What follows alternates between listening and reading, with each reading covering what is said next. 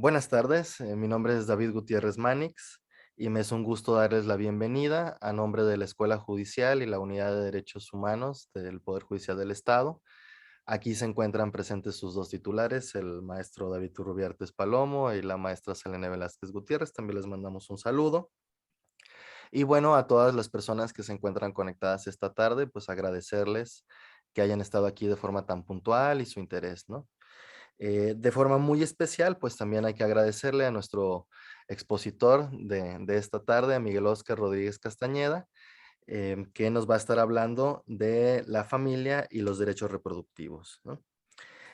Contarles que, bueno, esto ha sido parte, tal vez la mayor parte de ustedes lo saben, pero si no, bueno, esto ha sido parte de un ciclo de videoconferencias en los que hemos venido tocando estos derechos desde diferentes puntos de vista, ¿no? Entonces, esta es nuestra penúltima sesión, todavía vamos a tener una más con una de las psicólogas del Poder Judicial del Estado que nos va a estar hablando de la afectación de las niñas y los niños ante los procesos legales, ¿no? Y cómo les increpa, ¿no? Entonces, sin más, bueno, presentarles a nuestro ponente de esta tarde, él es Miguel Óscar Rodríguez Castañeda. Él es abogado por la Universidad Autónoma de San Luis Potosí, institución con la que también tiene una especialización en derecho privado. Además, es maestro en administración de justicia por el ya extinto Instituto de Estudios Judiciales, ahora Escuela Judicial, y además tiene estudios de maestría en terapia gestalt. Entonces, bueno, él es uno de estos abogados que han buscado un camino ya más interdisciplinario que involucra también visiones psicológicas, visiones más sociales, y nos da mucho gusto tenerlo esta tarde. Muchas gracias, Miguel Óscar, por estar aquí. Y sin más, te cedemos el uso de la voz. Recordarles que cualquier pregunta, comentario se puede por lo pronto ir haciendo en el chat o levantan la mano y que Miguel Óscar decida si pueden hablar en ese momento, o si no, al final de nuestra conferencia tendremos un momento para intercambiar impresiones. Entonces, bueno, muchas gracias. Gracias, Miguel Óscar, te escuchamos.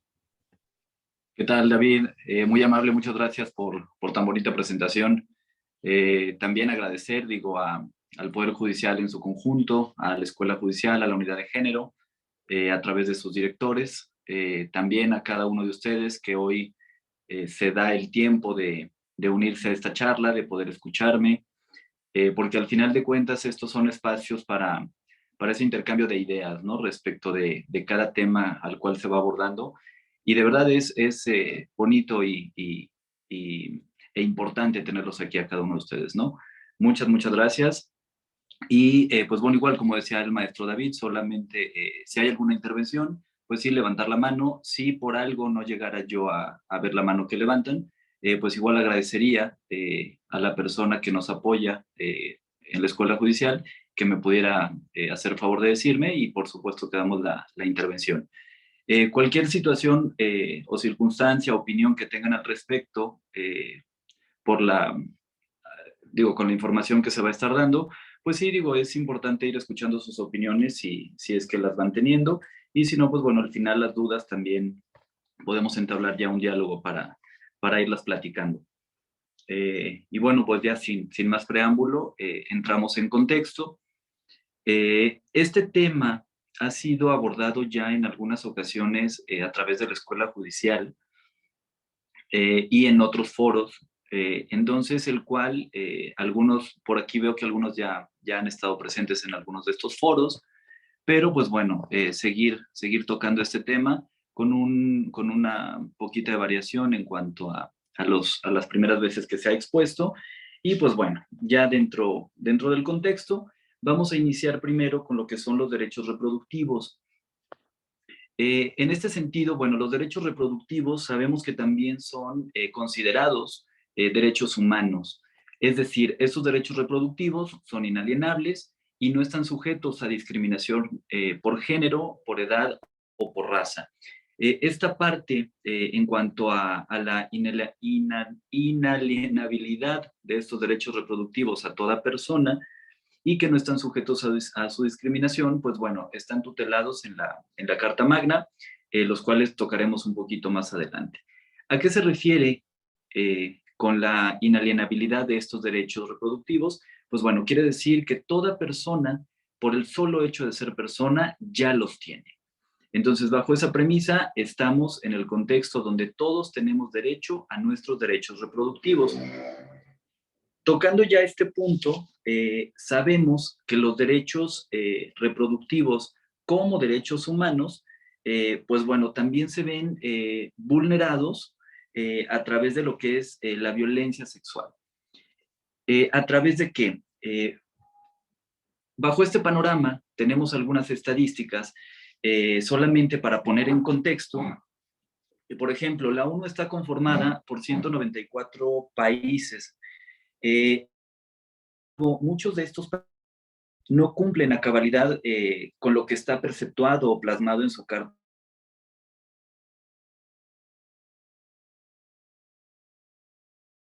de esta organización, pues bueno, es evitar la trata de personas con fines de esclavitud laboral o sexual, que en nuestro siglo, en el siglo XXI, pues ha sido llamada la esclavitud del siglo XXI, precisamente. Bajo este panorama tenemos que algunos de estos países, si bien tienen algunas leyes con este objeto, pues lo cierto es de que no cumplen a cabalidad con los preceptos de la Declaración Universal de los Derechos Humanos. Y esto quiere decir, o se transforma, por ponerlo de esta manera, pues en una transgresión a estos derechos humanos. Y violentan de manera distinta el derecho a la igualdad. Y específicamente de quién o sobre quién me voy a enfocar, a la igualdad de las mujeres. ¿Por qué? Porque al final de cuentas los derechos reproductivos, si bien van hipostasiados a cada persona, pues lo cierto es de que la mujer en este ámbito pues ha sido la que más ha resentido esta transgresión. En ese sentido, tenemos que la equidad de género, pues bueno, no es una realidad en la mayoría de los países del mundo, y a su vez, pues bueno, el sometimiento de las mujeres en este sentido a veces es pues totalmente violatorio de los principios que conforman la Organización de las Naciones Unidas, en especial en aquellos países en donde actualmente sabemos todavía existe la mutilación genital, eh, lo cual en algunos, pues bueno, es llevado a través de rituales, y sobre todo en los países africanos. En este caso, aproximadamente son 28 países en África que todavía llevan a cabo estas prácticas, por lo menos en las fuentes que actualmente se han consultado y estudios que existen, que son del 2018. Entonces, bajo esa postura, pues ahí tenemos este número todavía elevado, ¿no? ¿A qué lleva esta mutilación genital en las mujeres? Bueno, evidentemente, pues es doloroso. Dos, en este caso las mujeres son más propensas a infecciones, al dolor coital e incluso, en algunos casos, pues la muerte por las condiciones insalubres en que se realizan y llevan a contraer infecciones posteriores, ¿no? Ya por otro lado, en muchas regiones del mundo, también sabemos que las mujeres son sujetas a matrimonios forzados, la mayoría de ellas, ¿sí? A muy temprana edad, lo cual las coloca en una situación de vulnerabilidad frente a la violencia doméstica. ¿Y a qué más? Pues a los embarazos a muy temprana edad, ponen en riesgo sus vidas, eh, y digo, vamos, reitero, tocando ya estas partes, vemos cómo ha sido la mujer la que más ha resentido este tipo de violencia, ¿no? Sin embargo, también es importante que en efecto las mujeres no solo sufren esta violación o transgresión a sus derechos reproductivos, y esto evidentemente pues a causa del machismo que predomina en la mayoría de las sociedades. Para las personas con una práctica sexual o una identidad sexual distinta a la heteronormatividad, también hay castigos. Entonces aquí ya entramos en este contexto donde se abre el panorama, donde no nos vamos a encasillar a la mujer, ¿no? Sino todas aquellas personas que no van, pues vamos, con los roles que nos va estableciendo esta sociedad, pues también sufren algunos castigos que pueden ser de forma tácita, como cuál, pues bueno, la exclusión social, ¿no? Que si bien tomando un poco la parte de lo que les comentaba de la inalienabilidad de los derechos reproductivos, donde la discriminación tiene que estar de lado, pues en este caso se involucra cuando las personas tácitamente excluyen a otra persona por no seguir estos roles o estas reglas heteronormadas dentro del grupo social. También existe, digo, ya es un extremo, que estas personas que no cumplen con los roles establecidos por la heteronorma, puede existir incluso la pena de muerte y castigan pues también los actos homosexuales en países como cuáles: Irán, Arabia Saudita, Yemen y Sudán. Estas estadísticas arrojan a partir del último estudio, que fue en el 2017, y forma parte de un informe del estado de la homofobia que se presentó, es por las siglas en inglés ILGA, en el 2017, donde se lleva un estudio atendiendo a todas estas condiciones que les vengo platicando.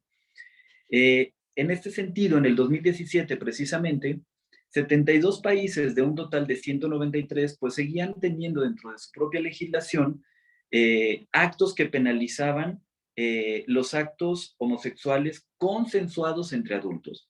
Entonces, esto no es muy lejano de la realidad, ¿no? En la que actualmente nos desenvolvemos, y en otras regiones del mundo también existen normas para que la mujer llegue virgen al matrimonio. ¿Qué deriva de este tipo de normas que aún siguen vigentes? Pues bueno, que los hombres, y en este caso sí resalto, hombres mayores de edad, evidentemente, y con un poder adquisitivo, pues bueno, recurran en este caso a niños o niñas, hombres también adolescentes, para satisfacer sus deseos sexuales. Evidentemente es una transgresión completa a los derechos reproductivos de las personas, sobre todo de los menores de edad en este caso. Perdón, en este panorama tenemos, y también solo como estadística, pues bueno, en Afganistán se ha revivido precisamente bajo el régimen talibán, y esto lo hemos visto últimamente en todas nuestras noticias, en este caso que los niños, hay un término, les denominan los niños danzantes. ¿Qué hacen con estos niños danzantes? En este caso, las propias familias, que son los que, pues sí, llamarlo de esta manera, secuestran a sus propios niños, los venden. ¿Para qué? Para que se vistan y bailen como mujeres, esto hasta la edad de 18 años. ¿Y qué pasa en este tiempo en el que estos niños son vestidos para que estén bailando, se lleva a cabo la prostitución, justamente a través de los propios miembros de la familia, ¿no? ¿Y qué pasa? Por ejemplo, en Tailandia, en México, también en algunos países de América Latina, entre estos México, pues las niñas son las que reciben un trato similar. ¿Por qué? Porque las niñas son forzadas a casarse, también son vendidas a proxenetas. Los proxenetas son estas personas que incitan a la prostitución, pero para ellos obtener un lucro. Nada más para un paréntesis en ese contexto. Entonces las niñas, digo, forzadas a casarse, son vendidas a proxenetas para que las obliguen precisamente a prostituirse. Estas situaciones evidentemente vulneran, laceran los derechos humanos de estas personas, que evidentemente son víctimas, ¿no? Y particularmente en el ámbito de la sexualidad, que es hoy lo que nos tiene aquí, partiendo de los derechos reproductivos.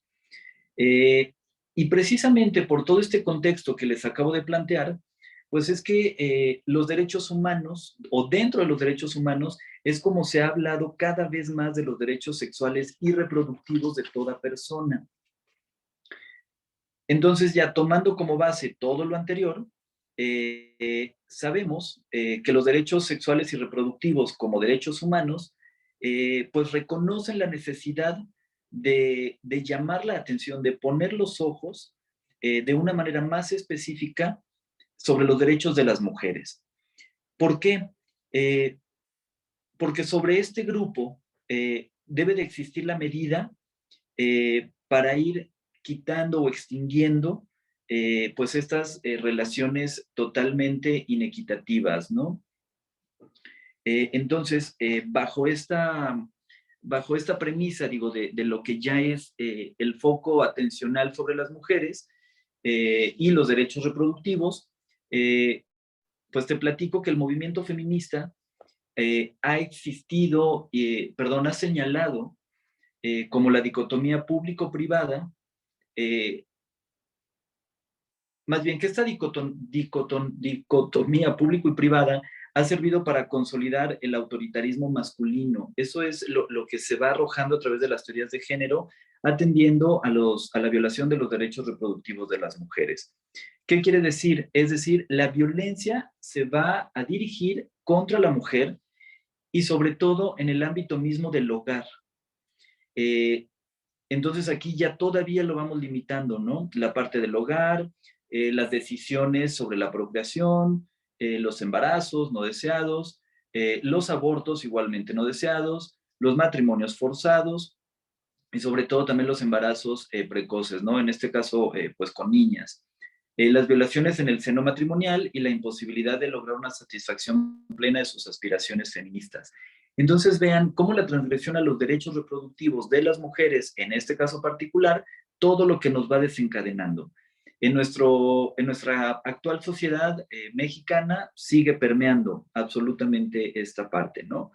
Hay una autora de nombre Kate Millett, es una de las principales pensadoras feministas. Y ella lo que empezó a hacer del conocimiento de las personas, precisamente a través de sus estudios, ella decía que todo esto ocurre en el orden de lo privado, como ahorita se los planteaba, ¿no? Precisamente dentro del grupo familiar. En este caso, a través de la familia es donde las personas, haciendo énfasis en las mujeres, es donde más se les transgreden sus derechos reproductivos, ¿no? Y por consecuencia, pues bueno, la salud sexual.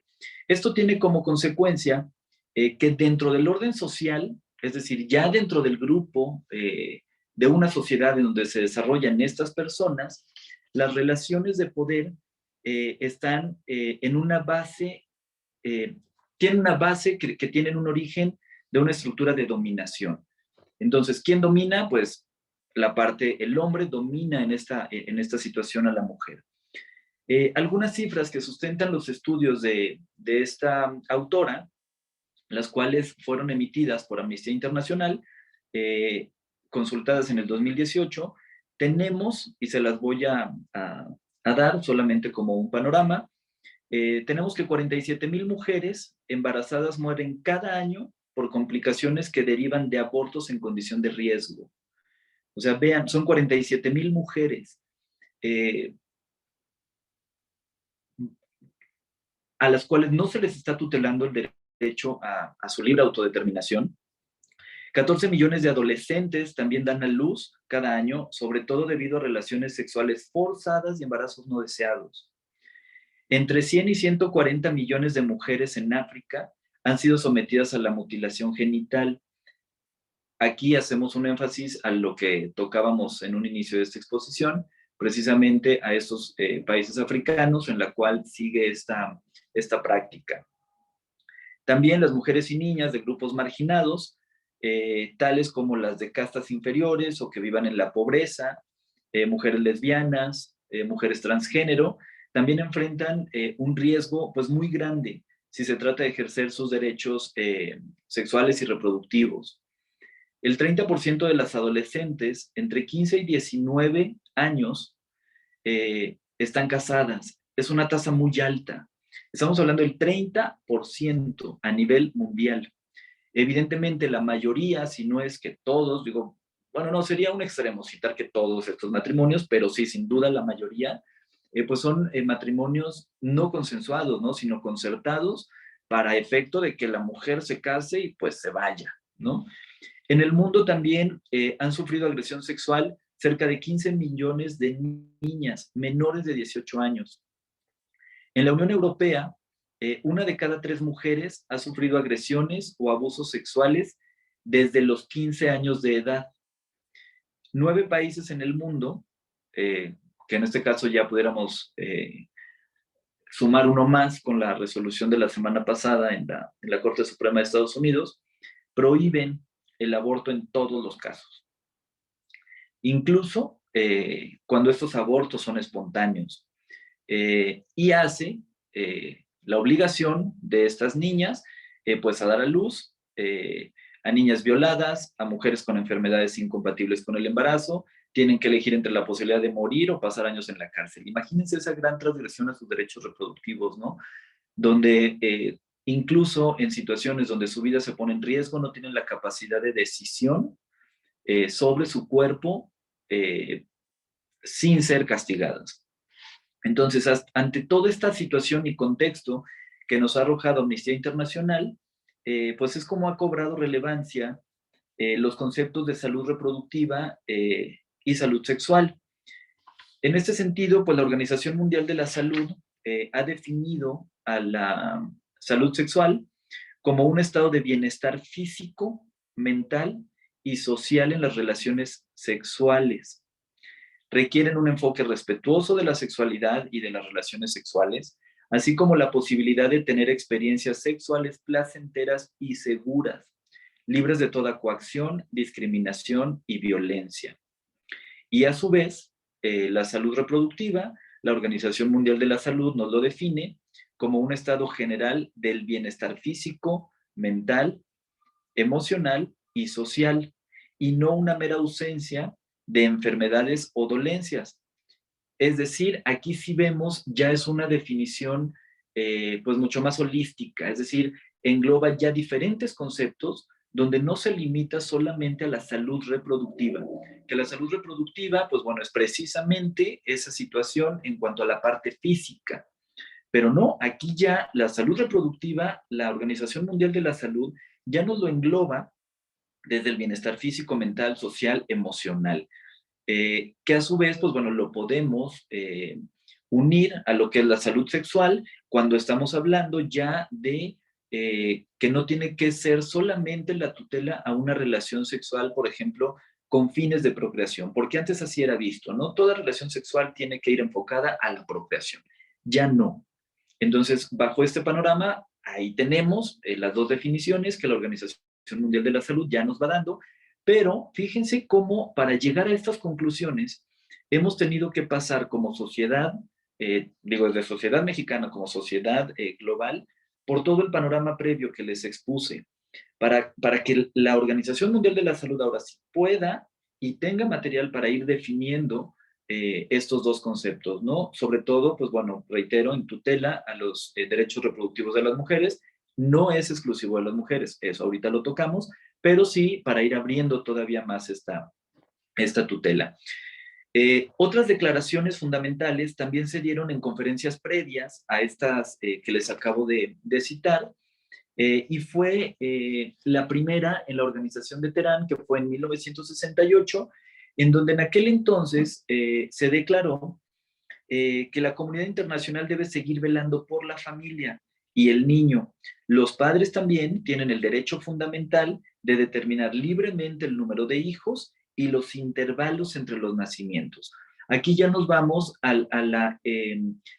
pues, al espacio que debe de existir entre cada hijo, ¿no? E incluso, pues bueno, determinar o tomar la decisión de manera conjunta si quiero o no procrear.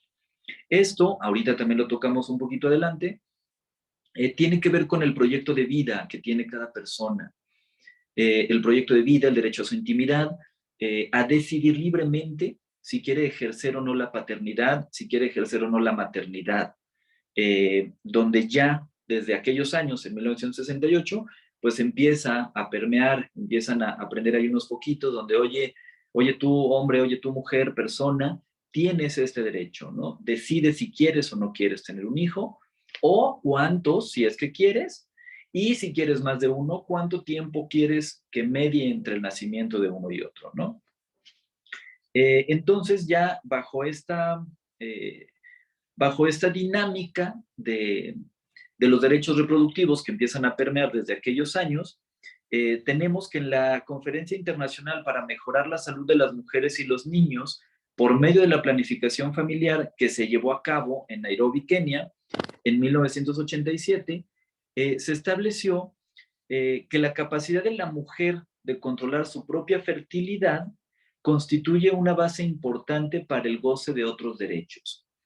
Entonces, vemos cómo ya también del 68 al 87, ahí estamos ya en una temporalidad, pues bueno, considerable, ¿no? Entre una y otra, pero bueno, ya le abren todavía más la puerta, en este caso a las mujeres, para que decida, para que tenga la capacidad de controlar su propia fertilidad. Y le da ya, o lo denomina como una base importante para el goce de otros derechos. En este sentido, pues bueno, vamos abriendo ya estos panoramas, ¿no? En esta postura tenemos también precisamente a través de la Asamblea de las Naciones Unidas, que se desarrolló en 1979, se aprobó precisamente la Convención sobre la Eliminación de todas las formas de discriminación contra la mujer. Por sus siglas se denomina CEDAW, y esta entró en vigor como un tratado internacional el 3 de septiembre del 81. En el 89, cuando ya fue el 10º aniversario de esta convención, casi 100 naciones habían declarado que se consideran obligadas por sus disposiciones. Básicamente, vamos a señalar solo el artículo 1, donde nos dice que a los efectos de esta convención, la expresión discriminación contra la mujer denotará toda distinción, exclusión o restricción basada en el sexo, que tenga por objeto o por resultado menoscabar o anular el reconocimiento, goce o ejercicio por la mujer, independientemente de su estado civil, sobre la base de la igualdad del hombre y la mujer, de los derechos humanos y las libertades fundamentales en las esferas política, económica, social, cultural, civil o de cualquier otra esfera. Sin embargo, pues bueno, para eliminar toda la discriminación contra las mujeres, no basta con estar plasmando, en ordenamientos legales, ya sea nacionales o internacionales, los derechos o estos derechos como leyes, ¿no? ¿Por qué? Porque también hace falta la implementación de programas efectivos que permitan tener acceso a estas mujeres a todas estas formas de vidas más equitativas. Empezando, ¿por qué? Primeramente por la educación en general y la educación de la sexualidad en particular. Entonces, afortunadamente, y hoy nosotros que estamos aquí en esta charla, pues estamos dentro de estos programas que se han ido implementando, en este caso por el Poder Judicial del Estado, para estar permeando en este tipo de temas, en este tipo de derechos, y podamos tener más conocimiento, ¿no? al respecto. Bajo esta premisa o en este panorama,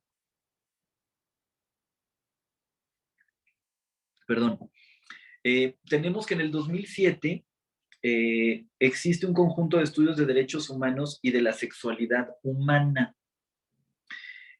Aquí se reunieron en Yogyakarta, Indonesia, con el objeto de poder elaborar una declaración de principios específicamente acerca de la discriminación por orientación sexual y por la identidad de género.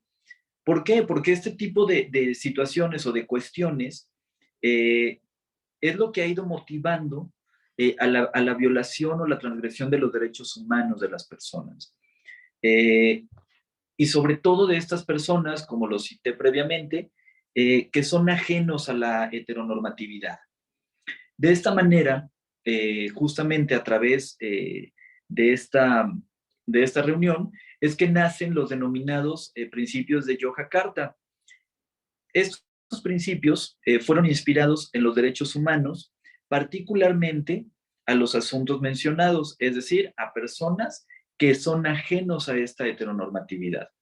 En su introducción, estos principios tuvieron que asentar, o más bien asentaron, que la orientación sexual y la identidad de género son esenciales para la dignidad y para la humanidad de cada persona, y no deben ser motivo de discriminación o abuso.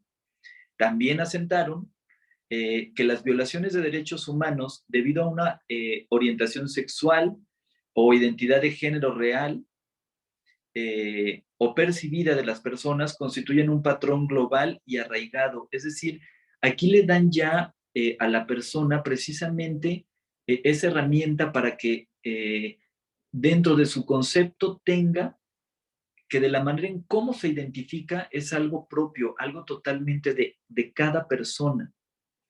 En este sentido, pues bueno, incluyen también esta parte de conceptos que van ayudando a cada persona precisamente a luchar por este tipo de derechos, ¿no? A que saben que no tienen que ser discriminados por ser ajenos a esta heteronormatividad.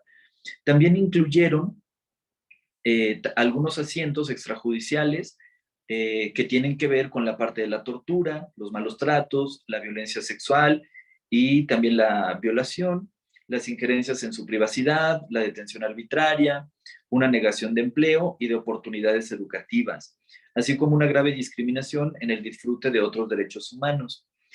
Estas transgresiones a los derechos humanos, pues bueno, normalmente son agravadas por experiencias de otras formas de violencia, de odio, de discriminación y exclusión, como cuáles todas estas que son basadas en la raza, en la edad, en la religión, la discapacidad o la condición económica, social o de cualquier otra índole. Entonces, bajo estos principios, justamente es como se fue ya permeando esta tutela a estos derechos reproductivos, ¿no? ¿Qué pasa o qué deriva de estos principios?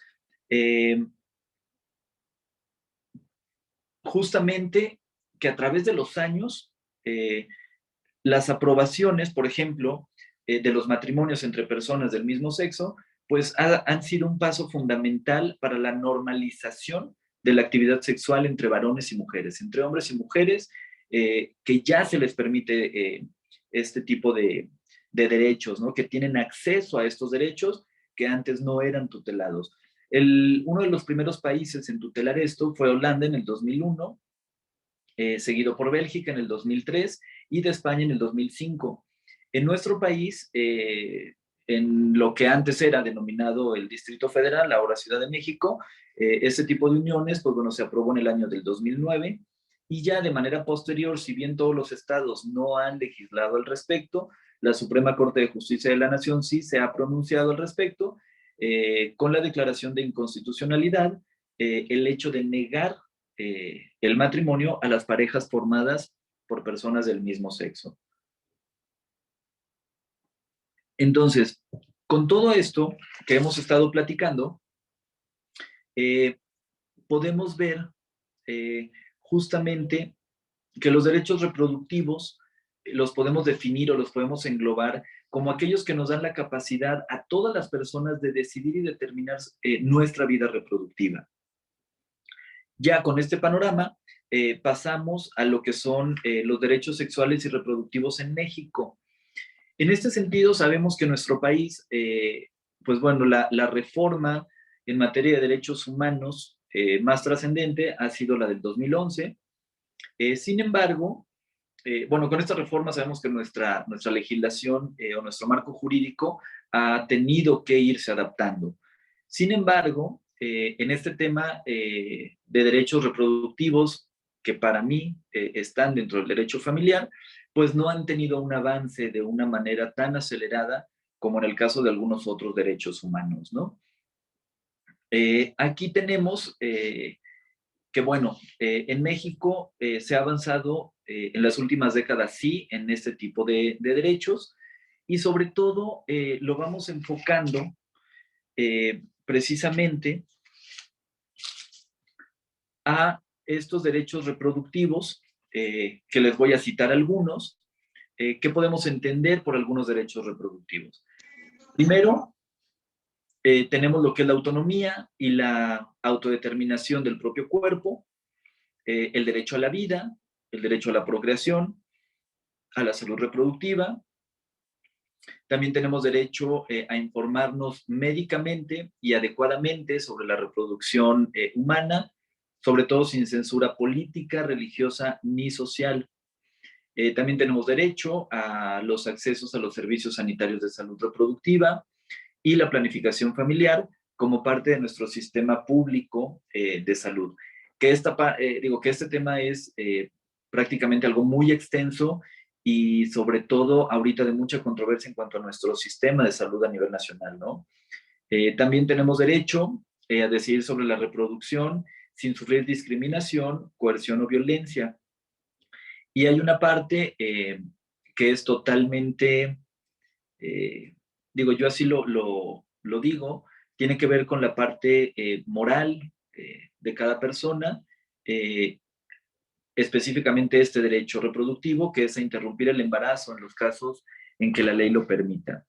Evidentemente, se involucra la cuestión moral, sin embargo, no queda de lado la cuestión legal y sobre todo esa tutela que el Estado debe de tener para los derechos reproductivos, ¿no?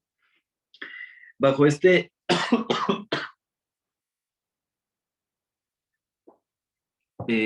tomando en cuenta ya lo que vimos en lo que son algunos de estos derechos reproductivos, te platico que tienes derecho primero, dentro de esta gama de los derechos reproductivos, a saber sobre los métodos de protección, a elegir tu método de planificación. También tienes derecho a una vida sana y segura. Tienes derecho a que te... Más bien, aquí yo no lo situaría como un derecho, sino más bien como una consecuencia que deriva de tus derechos, que es el reconocer las consecuencias de tus actos, precisamente a través del ejercicio de tus derechos reproductivos. También tienes derecho a recibir una orientación sobre la sexualidad. Tienes derecho a saber sobre todas las infecciones de transmisión sexual. Tienes derecho a conocer y respetar tu cuerpo, y no solamente el tuyo, sino también el de las otras personas. Tienes derecho a declarar y a aclarar tus dudas. Y también tienes derecho, ¿sí?, a decidir cuándo estás preparado para el ejercicio de tu sexualidad, para una debida tutela de tus derechos reproductivos. Si te fijas con todo esto, no estoy limitando solamente la tutela de estos derechos reproductivos al Estado, porque al final de cuentas nosotros, como personas inmersos dentro de un grupo social, también tenemos esta obligación a exigir nuestra debida tutela a nuestros derechos reproductivos, pero también tenemos la obligación de respetar los derechos reproductivos de otras personas. Y aquí se involucran tres aspectos. Con el respeto, debido respeto a los derechos reproductivos de otras personas. Esos tres aspectos que te platico, pues son tus pensamientos, tus creencias y tus valores. El hecho de que una persona no comparta tus pensamientos, tus creencias y tus valores, no es objeto o no debe de ser objeto incluso pues de propia discriminación, ¿no? Porque lo que bajo tu concepto puedas tener sobre un derecho reproductivo puede ser distinto al de alguien más. ¿Por qué? Porque precisamente estamos inmersos en este grupo social, que dentro de nuestro grupo social pues existen diferentes grupos sociales, ¿no? Con diferentes creencias, pensamientos y valores. Ya bajo esta parte de lo que son los derechos reproductivos, dentro del grupo de la familia, es necesario situar o traer en contexto lo que es el derecho familiar. El derecho familiar sabemos que regula las relaciones entre sus integrantes. De estas derivan, pues bueno, las libertades, los derechos y obligaciones de cada miembro que requieren la protección judicial, tales como cuáles. Punto número 1, la libertad para contraer matrimonio y la libertad reproductiva. El derecho a decidir la forma y la estructura familiar que tú decidas. El derecho a la igualdad sustantiva entre sus integrantes y sobre todo a la protección contra toda forma de violencia. Ya bajo esta línea, nuestro Código Familiar define a la familia en su artículo 10, el cual fue reformado, creo que fue en el 2010 precisamente. ¿Para qué? Para ya modificar nuestro concepto de familia y quitar aquella parte que establecía que la familia era la unión de un hombre y una mujer. Aquí ya no. Aquí estamos en que la familia es la unión permanente de personas unidas por matrimonio o concubinato, y por el parentesco de consanguinidad, afinidad o civil, la cual debe de estar sustentada en principios y valores orientados al desarrollo pleno de cada uno de sus integrantes. Entonces, de esta parte conducente de la definición de familia en nuestro código familiar, tenemos un concepto de familia que ha dejado la idea clásica tanto del matrimonio como de la familia misma. ¿Por qué? Porque contempla una aceptación amplia y con un sentido incluyente de la diversidad de familias que hoy en día existen en nuestra sociedad. Y evidentemente esta conformación de la diversidad de familias deriva precisamente de los derechos reproductivos de cada persona. Así, ya entramos en el contexto de que la familia también debe de ser materia de una tutela como un derecho humano. ¿Por qué? Porque la Declaración Universal de los Derechos Humanos, en su artículo 16, ha establecido que la familia es un derecho natural y fundamental de la sociedad, con derecho a la protección precisamente de esta sociedad y del Estado mismo. También en el Pacto Internacional de Derechos Civiles y Políticos se ha establecido que la familia necesita la más amplia protección y asistencia posible, especialmente para su constitución. Y en la Convención Americana sobre Derechos Humanos, que esto ya es algo que nos compete como Estado mexicano, pues también se reconoce el derecho de las familias a ser protegidas. Aquí es importante tomar en cuenta que si bien estos tres instrumentos internacionales utilizan en una forma global el término de familia, esto no significa que las obligaciones estatales estén limitadas a ciertas determinaciones o a ciertas configuraciones de la familia. ¿Por qué? Porque al respecto la Organización de las Naciones Unidas ya se pronunció y lo que estableció fue que cuando se reconoce a la familia como tal, es decir, dentro del derecho nacional, es importante determinar, más bien no determinar, sino señalar que ya se aceptó el concepto de las diversas formas de familia en estos estados, ¿no? Bajo este contexto, pues tenemos que existen distintos tipos de familia, que como se los planteé ahorita en un momento, pues bueno, estos diferentes tipos de familia derivan precisamente del ejercicio libre de los derechos reproductivos de cada persona. Tenemos la familia nuclear, que esta familia nuclear, pues bueno, es compuesta por los padres e hijos. Tenemos la familia extensa, que además de los padres y de los hijos, pues también la componen los abuelos, los tíos, los primos, los nietos, es donde ya está, pues su nombre lo dice, ¿no? Una familia más extensa. También existe la familia monoparental, la cual está constituida por un solo padre o una sola madre y sus hijos. Se encuentra también la familia homoparental, la cual se compone por dos padres o dos madres, los cuales incluso pueden tener sus hijos. Y ya la familia compuesta, que está integrada por un padre, por una madre, o dos padres o dos madres, cada uno de ellos con sus hijos. Es decir, pues si cada persona tiene a sus hijos y a su vez se unen con otra persona que también tiene hijos para la composición de esta familia. Son solo algunas familias. Ya actualmente sabemos que hay una gran diversidad, ¿no? Pero solamente para citarles algunos. En este caso, tenemos que los derechos reproductivos ya dentro del grupo familiar, como lo citábamos hace un momento, son vulnerados en nuestras sociedades y especialmente en estos grupos familiares cuando los matrimonios son consensuados. Cuando las mujeres no tienen derecho a permanecer solteras, ni siquiera a elegir a su esposo, menos a separarse de él, o a decidir sobre los hijos, si es que quieren tener hijos. También se vulneran cuando las relaciones sexuales no son consensuadas, cuando no se permite la autodeterminación del cuerpo, entre muchos otros, ¿no? Entonces, aquí, ¿qué pasa cuando los derechos reproductivos no son verdaderamente tutelados por el Estado? Y en particular dentro de un grupo familiar. La consecuencia es que no se respetan sus derechos humanos al libre desarrollo de la personalidad o a la dignidad humana y sobre todo la no discriminación. En este sentido, la Corte ya se ha pronunciado en una ejecutoria específicamente sobre la vida privada. Dentro de esa ejecutoria, que te paso el número de registro, es el 165823.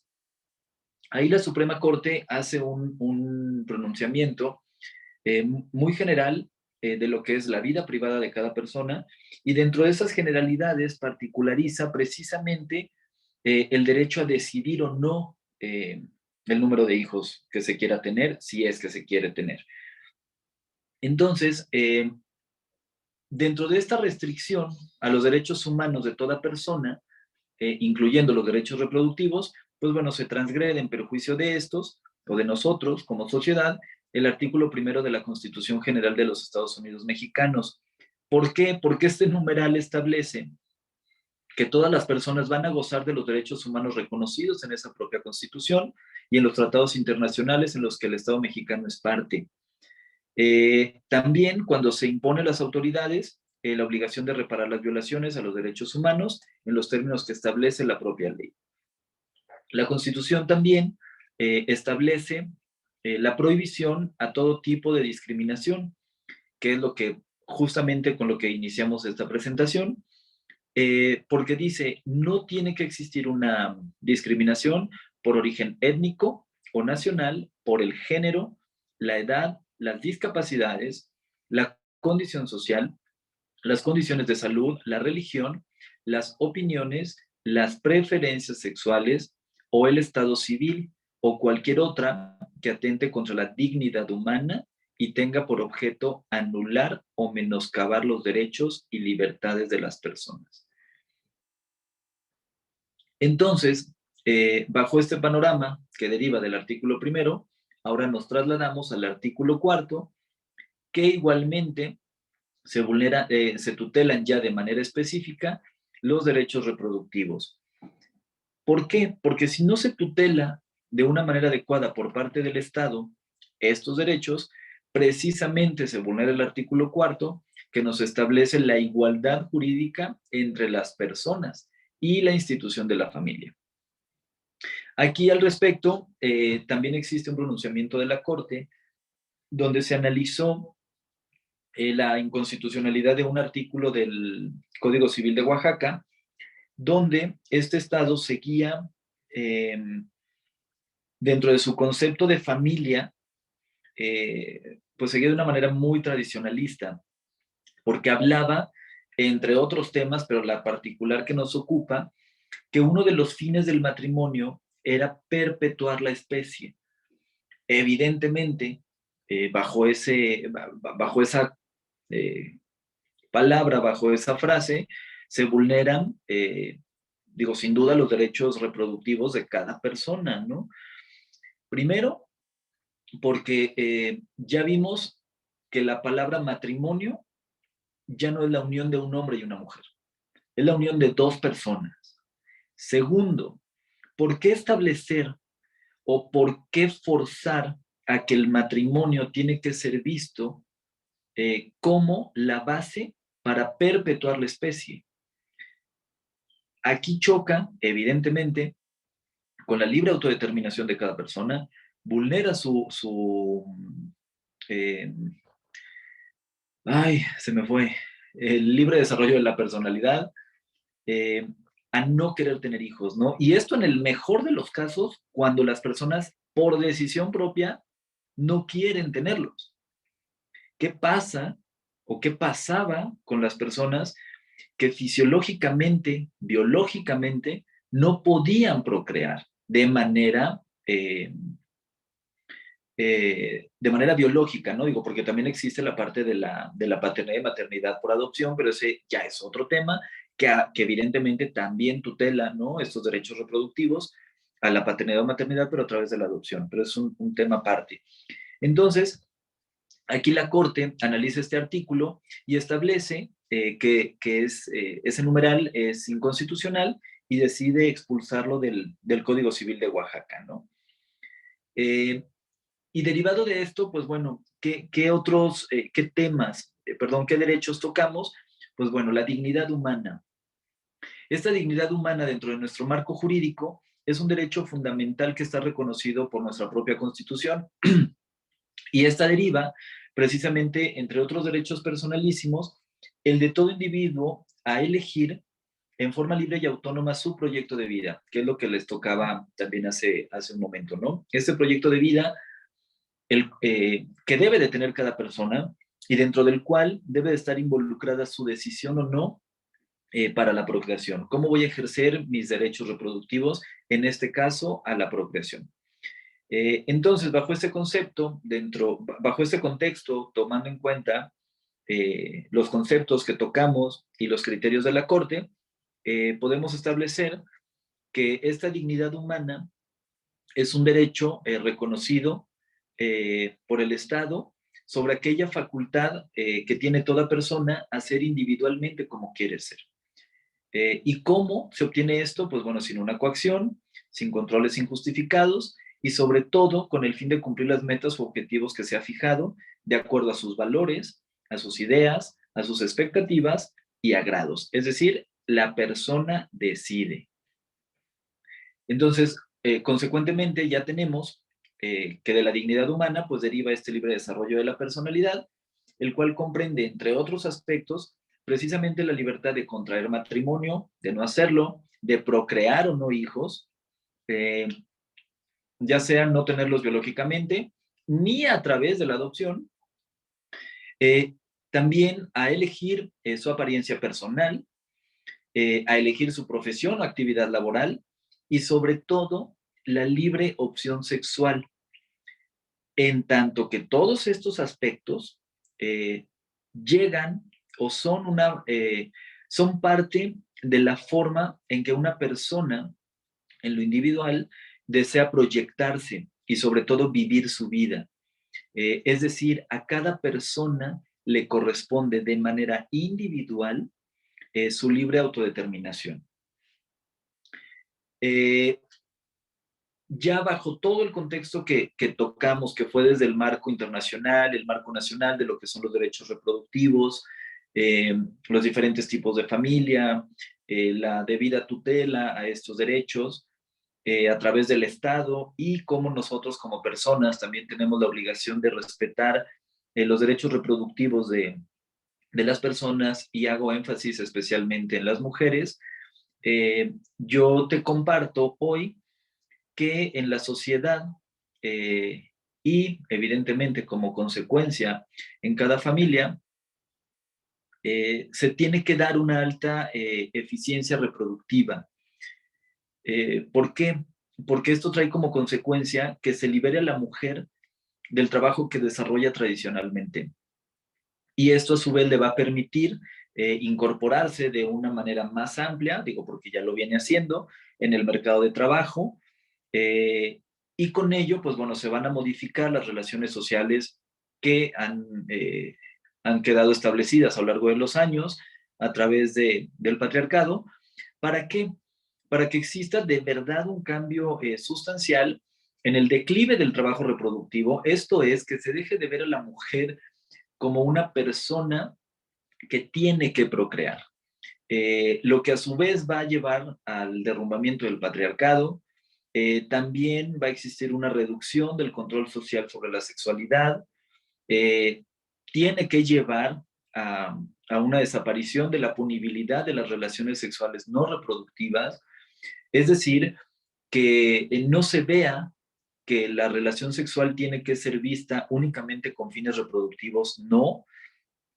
También existe a través de este tipo de relaciones sexuales consensuadas y ejercidas bajo una responsabilidad también, tienen que ser vistas también como un acto placentero, ¿no? Para hombres, mujeres, para las personas con quien ejercen este acto, ¿no?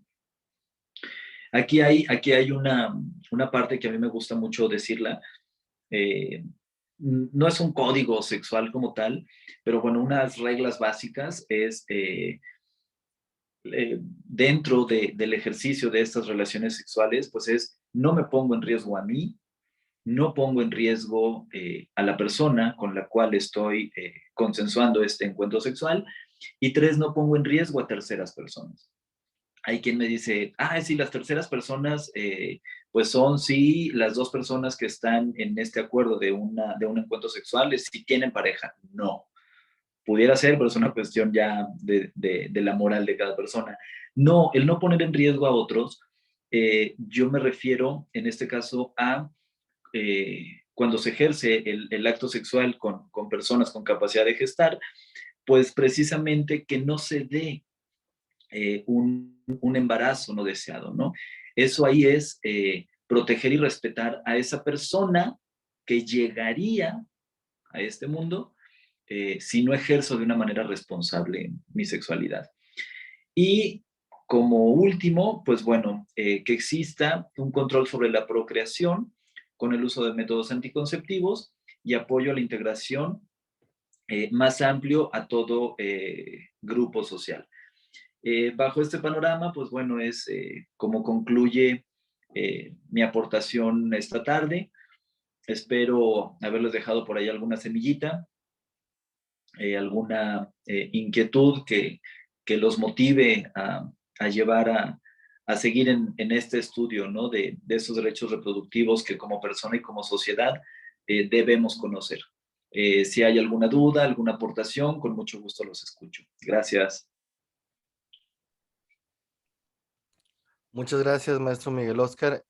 Sí, adelante. Si hay alguna persona que tenga algún comentario o pregunta, lo puede hacer mediante el chat o aquí directamente de viva voz. Les escuchamos.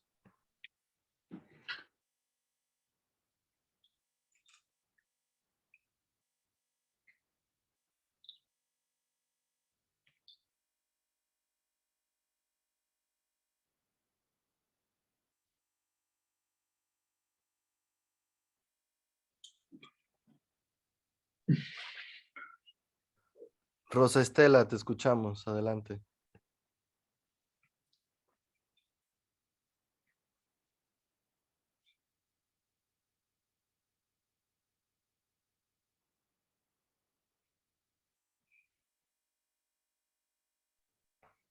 Rosa Estela, ¿tienes Sí, levantada la sí, mano? muchas gracias. Ya acabé mi pregunta, no se crean.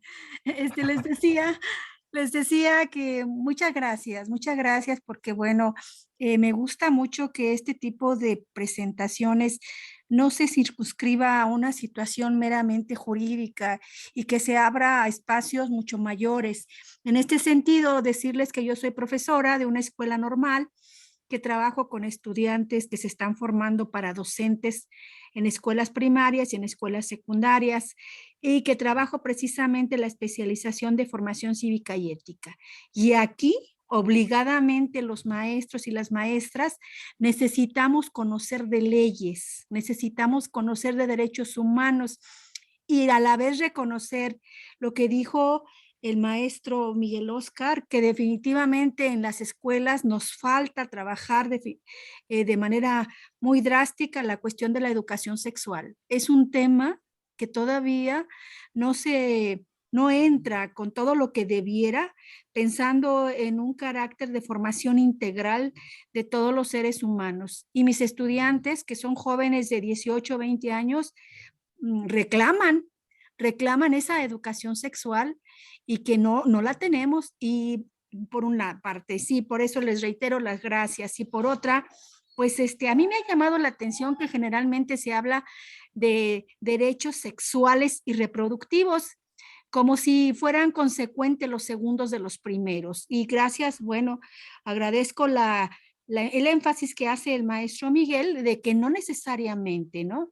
Puesto que la reproducción no, bueno, la sexualidad no tiene que tener como efectos la reproducción. Y eso sería por una parte. Y por otra, pues sí me interesaría saber dónde encuentro espacios aquí en San Luis Potosí, más, bueno, ya definitivamente ya están diciendo que podemos encontrar información en el espacio que ustedes tan generosamente están proponiendo respecto a las leyes, pero en cuestiones más allá de educación sexual, ¿dónde las hay? Yo no las localizo y nos quedamos los maestros a la deriva de buscar, de la autoformación el interés personal, porque inclusive he estado en una formación de género, una especialización de género, donde no se trata la sexualidad. Cuando entiendo, maestro Miguel, corríjame, entiendo que en cuestión de género es indispensable trabajar cuestiones de identidad sexual y no la hay. Es decir, perdón, ya tomé mucho tiempo la palabra, yo nada más preciso, pues muchas gracias, gracias porque está acotando, gracias porque se amplía a otros espacios más allá del jurídico, y la pregunta en específica, ¿cómo hacer en este contexto potosino que todavía está muy cerrado en cuestión del tema de la sexualidad? O corríjame, por favor, le agradezco. Muchas gracias, Rosa, por tu aportación. Y bueno, específicamente a la pregunta que nos planteas, digo, nos planteas como grupo y que ya la dejas aquí abierta a que la responda. Efectivamente, digo, son muy pocos, si no es que nulos, los espacios en los cuales se puede tener una capacitación sobre sexualidad en materia, hablando, bueno, de género. Y lo voy a ejemplificar de esta manera.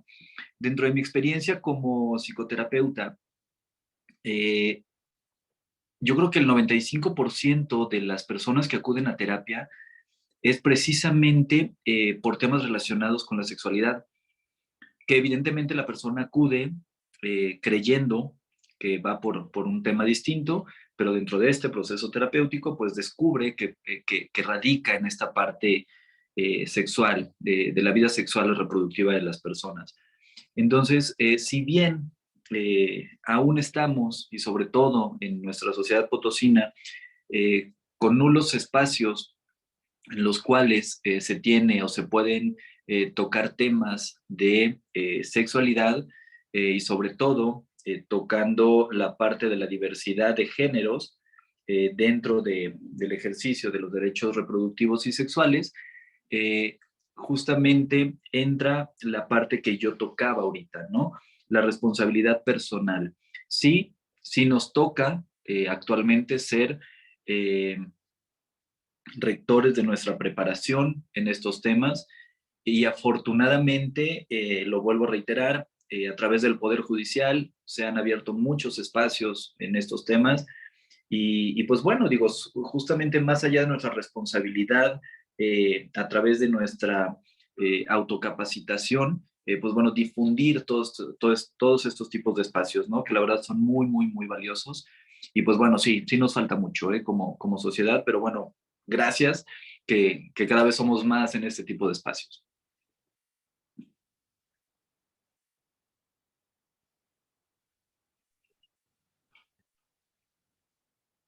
¿Alguien más tenía por ahí levantada la mano? Bueno, antes, con relación a la pregunta anterior, comentarte, Rosestela, que hay muchas organizaciones de la sociedad civil que trabajan estos temas, ¿no?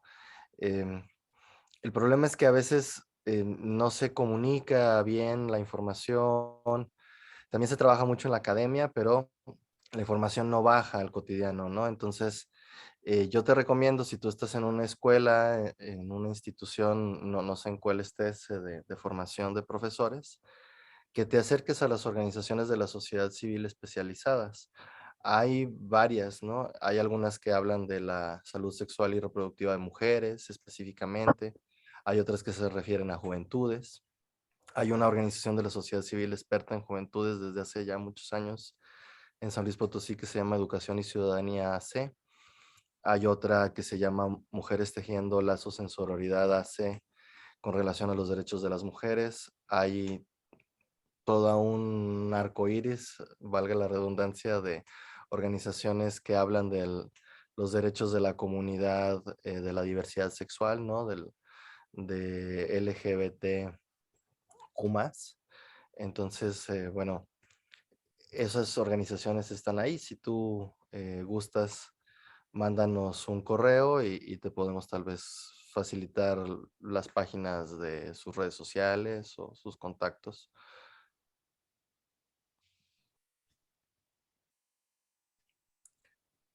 ¿Tenemos alguna pregunta por ahí? Muchas gracias. De nada.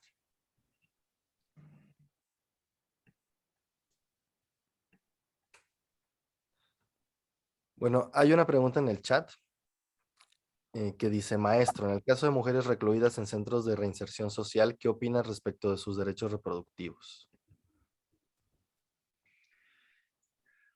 Bueno, una opinión general, pues bueno, sin duda podemos hablar de que sí existe una tutela, puesto que existen las visitas, ¿no? Para el ejercicio de este tipo de derechos. Incluso hace tiempo estuve, digo, aquí la pregunta la limitan a las mujeres, ¿no? Eh, Curiosamente, precisamente este ejercicio del derecho reproductivo de personas recluidas es ejercido en una mayor número precisamente eh, pues bueno, por las, no, vamos, sí es ejercido por las mujeres dentro de, que están recluidas, sin embargo, es un número menor. Por ejemplo, para poder ejercer este tipo de derechos, se debe de acreditar que es el esposo o concubino quien va a ejercer o que va a querer visitar a su mujer, ¿no? A esta mujer que está recluida. Sin embargo, es la menos. ¿Por qué? Porque a través de las estadísticas judiciales tenemos que, en este caso, por ejemplo, las diligencias para acreditar el concubinato, que normalmente es para el ejercicio de estos derechos, pues son promovidos por mujeres que van a visitar a su pareja, ¿no? Dentro de un centro de reinserción. Y en el caso de hombres que van a visitar a su pareja que está recluida, son mucho menos. Entonces, en este sentido, pues sí tenemos que si bien están las herramientas para poder ejercer este derecho, para que las mujeres recluidas puedan ejercer su derecho a la sexualidad, pues sí está limitado y evidentemente, lo vuelvo a resaltar, por condicionalismos sociales, culturales, morales, donde pues el hombre no va a ir a pedir una, por ejemplo, declaración de concubinato para poder visitar a su pareja, ¿no? Pero bueno, por lo menos las herramientas ahí están y claro que sería pues muy bueno, ¿no? Digo, que se rompieran estos parámetros, estos paradigmas, para que más mujeres recluidas puedan ejercer libremente su derecho a una sexualidad, ¿no? De una manera más libre y sin prejuicios.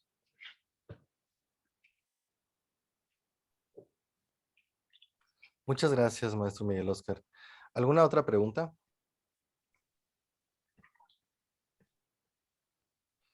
Bueno, mientras nos animamos a ver si hay alguna otra pregunta, les quisiera pedir quienes puedan enciendan sus cámaras para tomarnos una fotografía colectiva, una especie de selfie del grupo.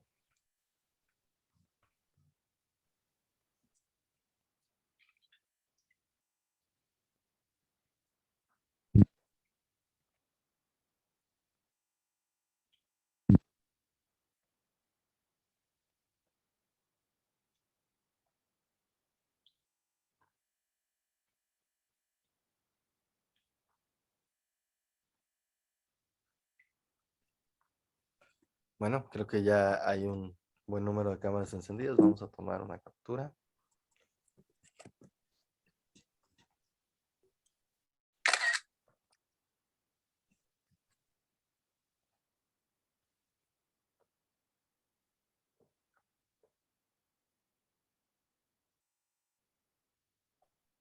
Ok, ¿tenemos alguna otra pregunta?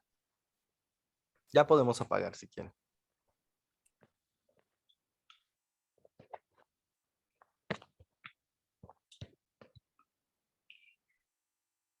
No, no, parece que no por el momento. Entonces, bueno, muchas gracias, maestro Miguel Óscar. Ha sido muy interesante tenerte aquí esta tarde. Son temas que nos interpelan a todos en lo personal porque todos vivimos de alguna manera en un cuerpo humano, ¿no?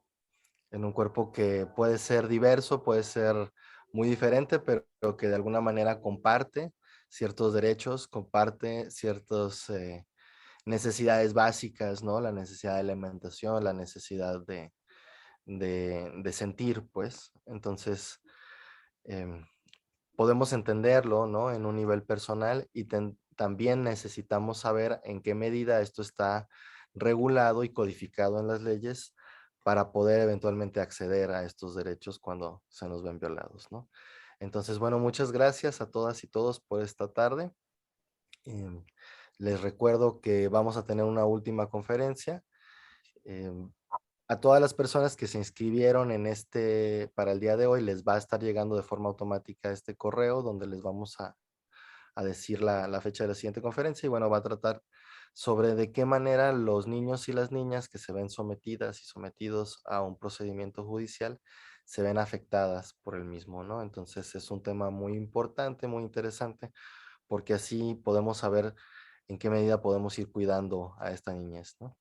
Entonces, muchas gracias, Miguel Oscar, gracias a todas y todos, que tengan muy bonita tarde y no se dejen de cuidar. Hasta luego. Gracias.